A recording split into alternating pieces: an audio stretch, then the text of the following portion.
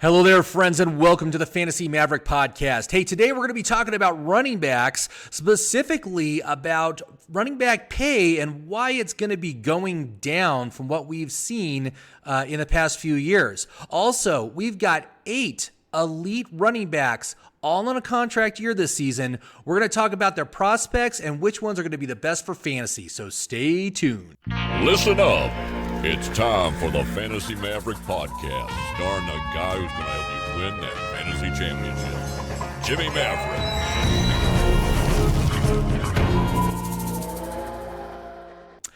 Hello there, friends. It is Jimmy Maverick, and welcome to the Fantasy Maverick podcast. And today we're going to talk about running backs. Now, I made it no secret that I love contract year players.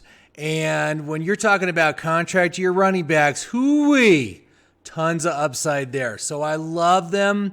There are a ton in the top 50 this year. It's crazy, really, seriously. I can't believe it. As I was going through and checking out everybody's contract for this year, the list is huge. So we're going to go over that right now, talk about which ones I like best for the upcoming fantasy season. But before we get to that, I'm going to talk about something related to it, and that is what's going on with running back pay. Now, I don't know if you recall, but last summer, late in the preseason, Zeke was holding out, and he got himself a 6-year, $90 million contract from the Dallas Cowboys. Now, this was, in my opinion, peak running back, okay? The market is fallen out of this position because the teams don't need running backs to win. It certainly helps if you have a good running back, but if you look at the top 4 highest paid running backs, none of them made the playoffs last season, okay? Gurley, DJ, Zeke, these guys, they didn't make the playoffs, even though they are earning amongst the highest that can be earned in that position. So this year, what happened, right? Gurley, cut. Now he's playing for $5 million on a 1-year contract in Atlanta. DJ, traded. He's still earning the same amount of money, but I'm guessing if he does not prove his worth this year in Houston, he will also be cut. Then you've got the contracts which have been signed for running backs this year. Players like Melvin Gordon, who got $8 million a year in the Denver Broncos. Hey, did you realize that last year, before he held out, the Chargers offered him $10 million a year on a big contract extension, and he turned it down? A lot of money on the table there. Chargers, they went ahead and they signed Austin Eckler this year. How much did they pay him? Oh, they're paying him $6 million a year. All right, this is what you're going to see going forward. Also, a couple of big free agents from this past year did very well. Derrick Henry and Kenyon Drake, both those guys were not awarded with a new fat contract. Instead, they got franchise tagged, so they got a 1-year contract essentially. They will be paid relatively well. Henry was franchise tagged, and Kenyon Drake was transition tagged. So it's not quite as restrictive, not quite as high a pay that he'll receive. But I think the reason why this happened is because the owners can see that there are going to be a ton of running backs on the free agent market next year, and they're going to have their pick of the litter, man. So we're going to see what happens with this after this year. But as far as I'm concerned, contract years are still awesome. These guys that are coming off their rookie contracts, their pay, even if it only goes up to like $6 or $8 million a year, that's going to be a huge increase in their earnings if they perform, if they prove that they can perform at a very high level. So let me just tell you, here's the list. This is just the top 50 players. In the top 50, here's running backs that are on a contract year this year: Dalvin Cook, Alvin Kamara, Joe Mixon, Aaron Jones, Leonard Fournette, Chris Carson, Marlon Mack, and James Conner. On top of that, you also have guys like Christian McCaffrey and Nick Chubb, who are one season away from their contract year. So that's typically when elite players, especially like Christian McCaffrey, I would not be surprised if he signed a contract extension this offseason. But all these players are kind of vying for this limited pool of dollars that the teams have. And I can see why I wouldn't put down a $50 million contract on Derrick Henry, because you don't need to. Look at all these guys that are going to be available very soon here. Plus, you got new guys coming in. You got guys like Swift. So the market is flooded right now, and that's not good for pay. But these guys all have an incentive to play well this year. Now, what I'd like to do is, with these free agents that are coming off a contract this season, I'm going to rank them from my least favorite to my most favorite. And so let's start out with my least favorite. Of that group of players, which one do I like the least? And in this case, it is Joe Mixon. Now, Joe Mixon was shaping up to be a colossal bust last year. But finally, in week 9, he turned it around. He had a very strong second half of his season. He got all 5 of his rushing touchdowns in the second half of the season. He was very involved. Great fantasy performances during this time period. But look at the headwinds he has coming into him this year. First of all, inexplicably, during this free agency period, Cincinnati has done nothing with their O-line. They have one of the worst O-lines in the league. They have done nothing to help it. One can hope that they will draft some O-line help, but where's their first round pick going? Oh, it's going towards a new rookie quarterback. So they're not going to be able to get one of the elite offensive line players. So I'm sure they'll shore it up in the second, third, fourth rounds. You would hope. But this is just a bad combination for Joe Mixon being able to be productive. I have a prejudice against rookie quarterbacks. When you look at rookie quarterbacks in the league, we're talking, Kyler Murray did pretty good. He had a good rookie season. But Dwayne Haskins or who else was a rookie in the league this year? That they didn't do anything, and you didn't want to have any player associated with those rookie quarterbacks. Basically, because rookie quarterbacks, they don't throw a lot of touchdowns, and they tend to throw a lot of interceptions. It's just the way it happens. It's how the game. It's how these players learn. So that's a lot of negatives against Mixon. So as far as I'm concerned, he would be the least likely one that I would want to pick out of this group of players. Now, moving up, the next player that I would have serious problems with drafting, just because of the risk, is Marlon Mack. Now, Marlon Mack is much more reasonable in his ADP than Joe Mixon. Joe Mixon is at pick number 9. Okay, that's where he's projected to go right now. First round pick, Marlon Mack is much more reasonable. Pick number 46, end of the 4th round. That's not too bad. That risk is much, much lower. But you got to consider, what did Indianapolis do this year? Well, they signed Phil Rivers to a 1-year contract. Again, if the coaches and the ownership are not willing to make a serious commitment to a player, how confident can you be that this player is going to perform well? You got Gurley on one hand getting a 1-year contract with Atlanta. You got Rivers with a 1-year contract in Indianapolis. And I got to tell you, man, Rivers is showing classic signs of quarterback decline. What happens? Yards per catch goes down. Interceptions go up. And that's exactly what happened last year. The guy is 37. He was part of the same draft class as Eli Manning. Eli Manning retired. And they get to this point where their mind is seeing stuff that their body can't deliver anymore. That's why the interceptions go up. That's why they can't make the long passes anymore. So what I'm seeing in Indianapolis is a quarterback controversy situation. I see Rivers coming in as the starter at the start of the season and struggling. They bench him for Jacoby Brissett, who is only slightly better, and he struggles. And then perhaps they go back to Rivers. It's just going to be a mess. It's going to be terrible for fantasy production. And Marlon Mack is a player. He does not catch a lot of passes. So if they fall behind, he's going to disappear. He's not going to be in the game plan. I can see that happening here. I do not like the move of Rivers being signed by Indianapolis. I was hoping they'd go with a better choice here, but that's where we're at. So as far as I'm concerned, Marlon Mack is one of my least favorite contract year players for the season. Now let's move on up the list. So next up, we've got James Conner. Now James Conner is actually the lowest ranked of all the RB1s. He's currently at number 53.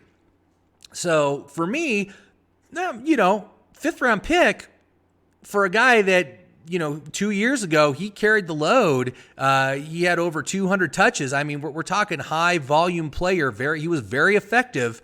That's a risk I think I would be willing to take just because of the upside related to that.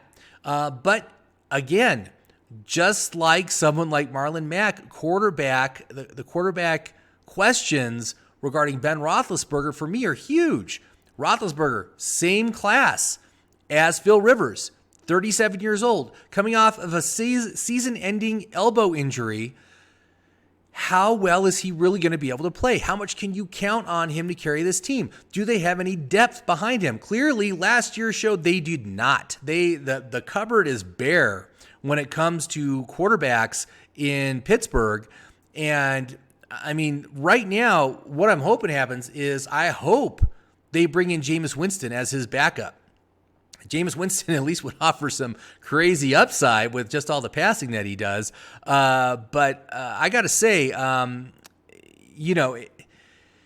they've relied on Ben for far too long now, and they haven't done anything to address the situation. I don't expect them to draft a quarterback, especially in the early rounds.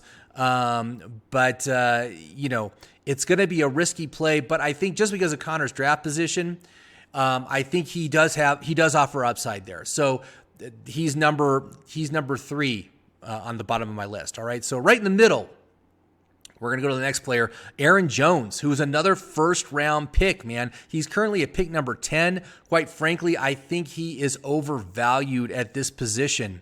It is a contract year for him, but he is sharing his backfield with someone else, Jamal Williams. And we saw during last season that Jones would disappear. He wouldn't be there, and Jamal Williams would be on the field scoring fantasy points.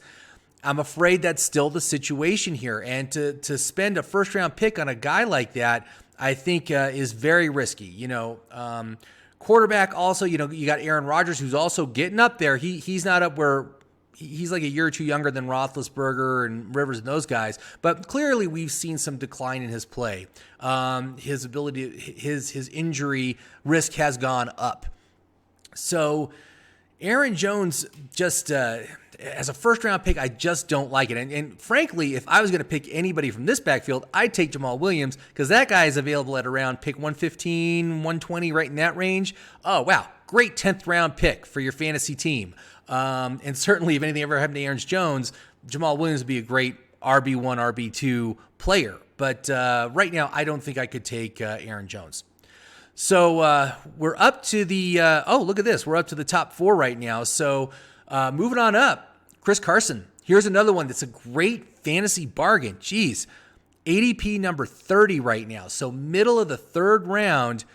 That's a nice position to get a player like Chris Carson who can get the kind of volume on a run-first offense with a great quarterback, right? Those are all things. Now, Carson's biggest risk is his injury history, which is extensive.